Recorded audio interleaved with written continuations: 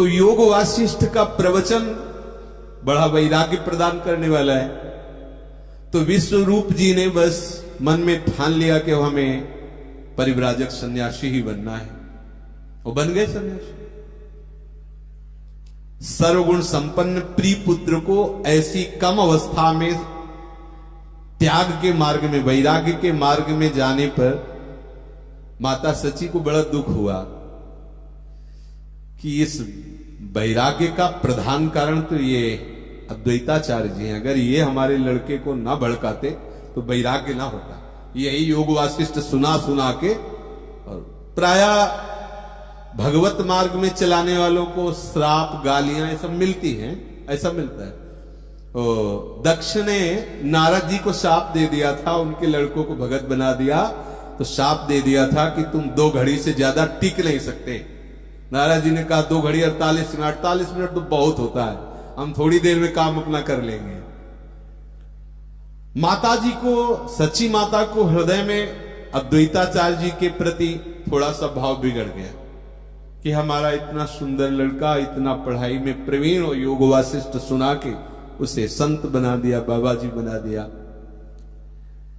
ये अद्वैताचार्य ही ज्ञान की पोथी पढ़ा पढ़ा कर हमारे लड़के को बर्बाद कर दिया।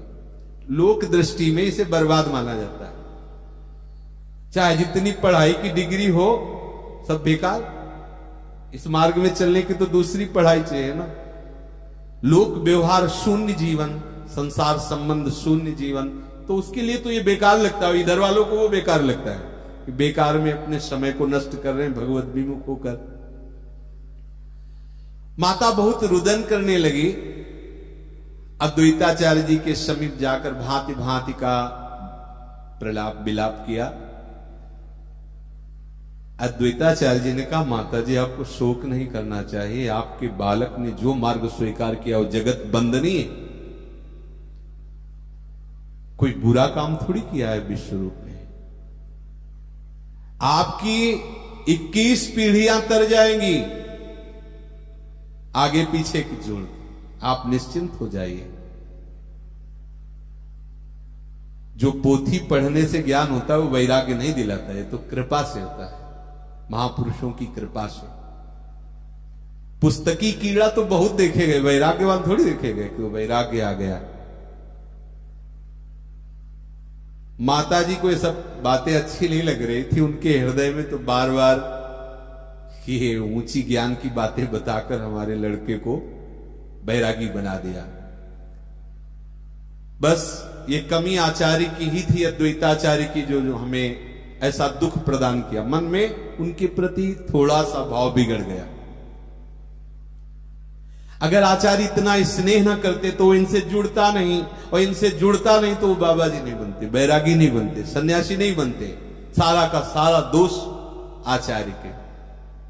पर वो कहा नहीं, अंदर ही अंदर उनसे थोड़ा सा मोटा भाव कर लिया। और जब महाप्रभु चैतन्य देव भी पुनः आचार्य का ही अधिक संग करने लगे और भगवत भाव की अधिक प्रबलता में उनका पूजन भी करते, तब तो रहा नहीं गया।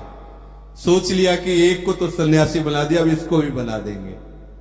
जैसे विश्वरूप के सन्यासी होने से पहले से ही हृदय उनका दुखी था, और जब महाप्रभु चैतन्य देव को अधिक प्यार करने लगे तो और उनके हृदय में महाप्रभु की ऐसी स्थिति थी कि कृष्ण चर्चा के सिवा एक शब्द भी नहीं बोलते थे। तो भगवत अवतारी महापुरुष हैं। जब ब्याह भी हो गया तो विष्णु प्रिया जी से भी एक भी बात नहीं करते थे, बस नाम में। भक्त मंडली में बैठे बैठे कृष्ण रूप माधुरी सुनना, कृष्ण चर्चा करना, यही अच्छा लगता। ऐसा बर्ताव देख करके माता को निश्चय हो गया कि बस अद्वैताचार्य जी ने अपना जादू इसके ऊपर भी डाल दिया, अब ये भी उसी मार्ग का अनुसरण। और वह किया, महाप्रभु ने किया। अब वो चिल्ला चिल्ला कर रोने लगी और कहा अद्वैताचार्य जी से कि तुम बहुत कठोर हृदय के हो।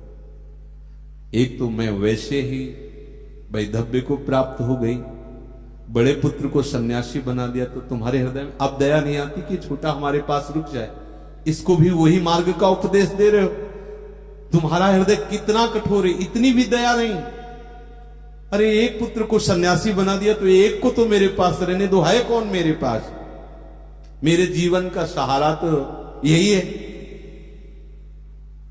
और हमें पक्का निश्चय हो रहा है कि तुम इसे भी सन्यासी ही बना दोगे।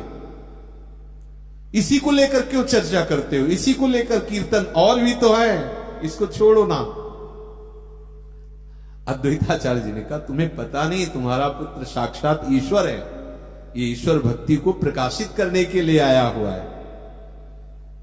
माता जी को और भी दुख हुआ कि अभी तक तो भक्ति को उपदेश कर सीधे ईश्वर बना दिया है, अब काहे को रुकेगा?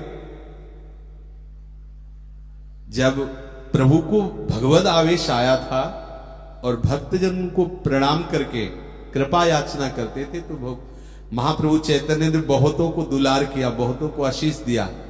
तो उसी समय बुजुर्ग भक्तों ने माता को भी कहा कि इस समय महाप्रभु भावावेश में, भगवत भाव में आप प्रणाम करो और आशीर्वाद मांगो।